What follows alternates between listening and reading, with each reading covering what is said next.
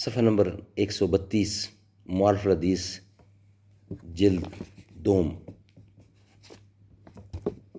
اردو ترجمہ اور تشریحات کے ساتھ احادیث نبوی کا ایک جدید اور جامع انتخاب۔ معارف الحدیث، تالیف مولانا محمد منظور نعمانی رحمۃ اللہ۔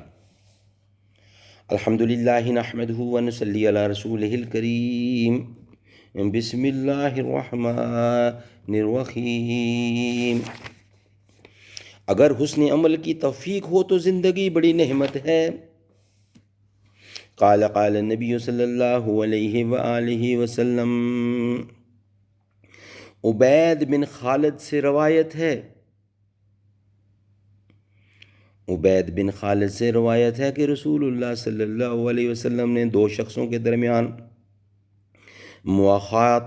قائم فرمائیں، یعنی اس وقت کے دستور کے مطابق ان کو باہم بھائی بھائی بنایا۔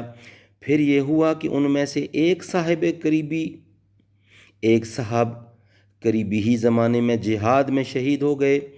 پھر ایک ہی ہفتہ بعد یا اس کے قریب دوسرے صاحب کا بھی انتقال ہو گیا، یعنی ان کا انتقال کسی بیماری سے گھر ہی پر ہوا، تو صحابہ رضی اللہ نے ان کی نماز جنازہ پڑھی۔ رسول اللہ صلی اللہ علیہ وسلم نے نماز جنازہ پڑھنے والے ان اصحاب سے دریافت کیا کہ آپ لوگوں نے نماز جنازہ میں کیا کہا، یعنی مرنے والے بھائی کے حق میں تم نے اللہ سے کیا دعا کی؟ انہوں نے عرض کیا کہ ہم نے اس کے لیے یہ دعا کی کہ اللہ اس کی مغفرت فرمائے،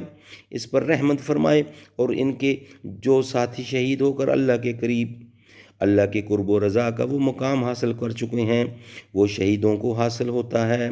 اللہ ان کو بھی اپنے فضل و کرم سے اسی مقام پر پہنچا کے اپنے اس بھائی اور ساتھی کے ساتھ کر دے، تاکہ جنت میں اسی طرح ساتھ ہی رہیں جس طرح کے یہاں رہتے تھے۔ یہ جواب سن کر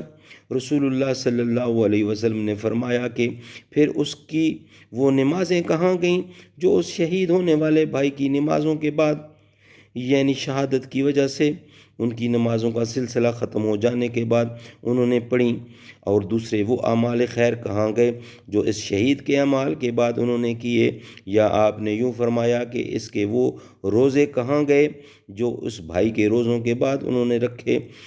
راوی کو شک ہے کہ نماز کے بعد رسول اللہ صلی اللہ علیہ وسلم نے عام اعمال کا ذکر کیا تھا یا روزوں کا ذکر فرمایا تھا۔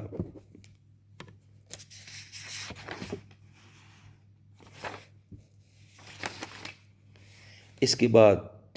رسول اللہ صلی اللہ علیہ وسلم نے ارشاد فرمایا کہ ان دونوں کے مقامات میں تو اس سے بھی زیادہ فاصلہ ہے جتنا کہ زمین و آسمان کے درمیان ہے۔